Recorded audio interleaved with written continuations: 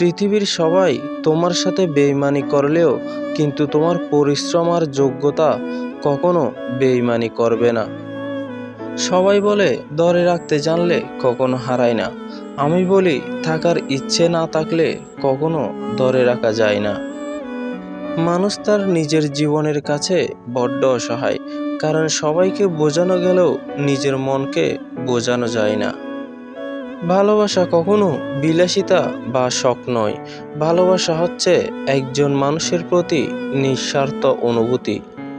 অবহেলা পেলে মানুষ মরে যায় না, হয়তো খুব কষ্ট হয়, ভেতর থেকে ভাঙতে ভাঙতে সেও একদিন অনেক মজবুত হয়।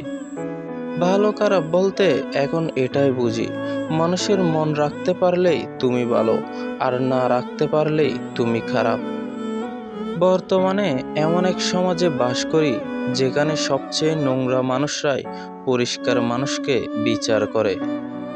জোর করে কাউকে লাইনে আনতে পারবেন না।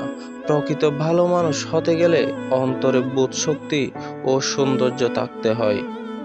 কেউ দোষ খোঁজে সংশোধন করে দেওয়ার জন্য, আবার কেউ দোষ খোঁজে অপমান করার জন্য। পার্থক্য শুধু মানসিকতায়।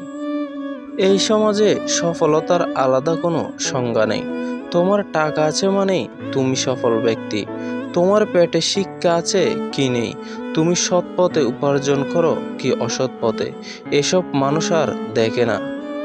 সত্যিকারের সৎ মানুষ সবার চোখে সম্মান পায়, আর তেলবাজ মানুষ শুধু সাময়িক করতালিই পায়।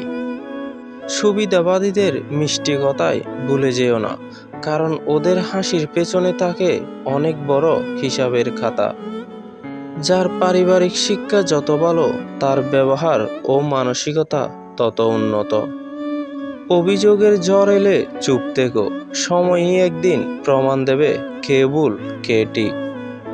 কখনো কখনো মনে হয় সময় যেন ইচ্ছা করেই সবকিছু কেড়ে নেই, যাতে আমরা বুঝি কারোর ওপর নির্ভর না করে নিজের ওপর বিশ্বাস রাখাটাই আসল শক্তি।